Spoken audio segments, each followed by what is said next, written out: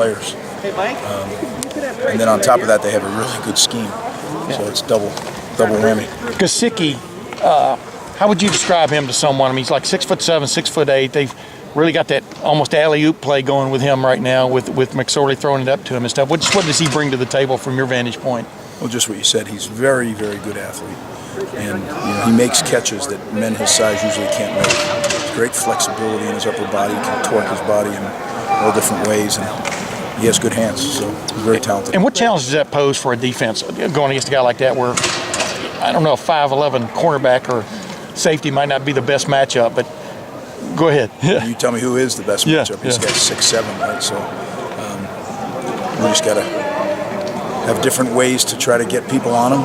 He's another wide receiver, really. I mean, he's positionally called a tight end, but he has the skill set of a wide receiver. Greg, what's the challenge? How difficult is it to scheme from McSorley? Because obviously gets working confidence and so elusive and can improvise. It's really a challenge because not only is he very gifted and can avoid defensive players, but the scheme itself presents a lot of problems. Their offense makes you defend from sideline to sideline. It also makes you defend vertically, 60 yards deep. So if he can do that, he'll throw the shot, and he'll also stretch your sideline to sideline, both in the run and the pass game. So it's a challenge on every front. How similar is he to Baker Mayfield? There's similarities, but there's similarities. There are a little different scheme. Do you feel like you're talking about Oklahoma? I mean, to kind of follow up on that, a lot of similarities between how you need to defend these guys. Well, I'll tell you, I think they have really gifted players, and then their running back is a once-in-10-year guy. I mean, he's that good. So I don't know. Are you getting a good look from Tate? Say that again. Are you getting a good look from Tate on the scout team then? Very good look. Yep. We're fortunate to have Tate doing that. What do you tell him that you want from him in that kind of situation? You know what I mean? What do you ask of him? I guess. Well, we have really good young coaches, and they get with these guys and they watch the tape of McSorley. And Tate is so dedicated to what we're doing.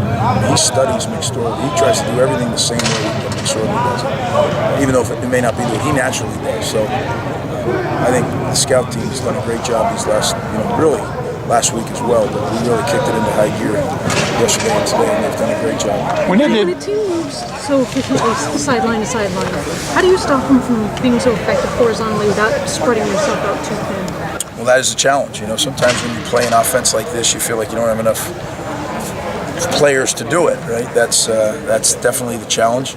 But we have good players, and they're gonna go as hard as they can, and that makes up for a lot. On Barkley's strength, speed, vision, I guess it's all of it. What makes him once in a Well, the things you mentioned, strength, speed, and vision, incredible ability to change direction on a dime. And it's not a little guy that's changing. Sometimes you see little scat backs at 175 pounds that can stop on a dime and change direction. It's a big man doing it. So, you're not going to arm tackle this guy. So when he changes direction, he goes from 0 to 60.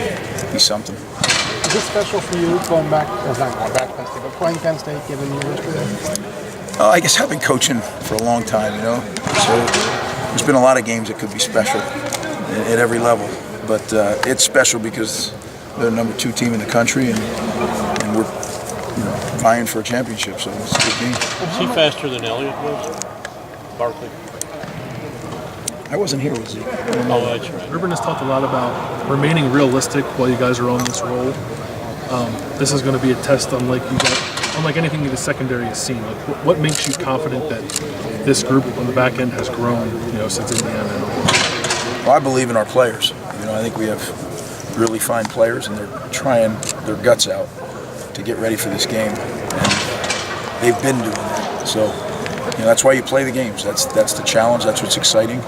But I think I speak for Coach Combs and myself. We believe in those guys, and we're banking that they're going to go play really, really well. Do you anticipate using Jordan as the nickel slot corner like you guys are doing against Nebraska? We can. That's my way of giving you an evasive answer. Your cornerback Denzel obviously has played very well. He's up for the short board. The other cornerback, how do you feel about that spot? Whether it's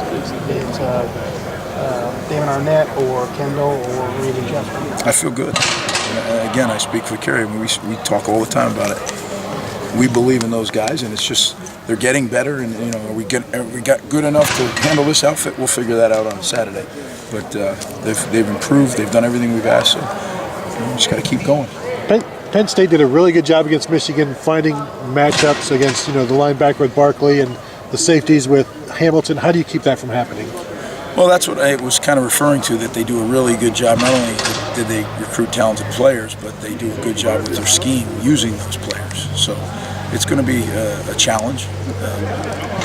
Sometimes you just say, hey, you know what we're in, we know what we're in, and see if we can stop you. Other times we'll try to disguise some things and make them not sure of what we're doing. So that's part of the game.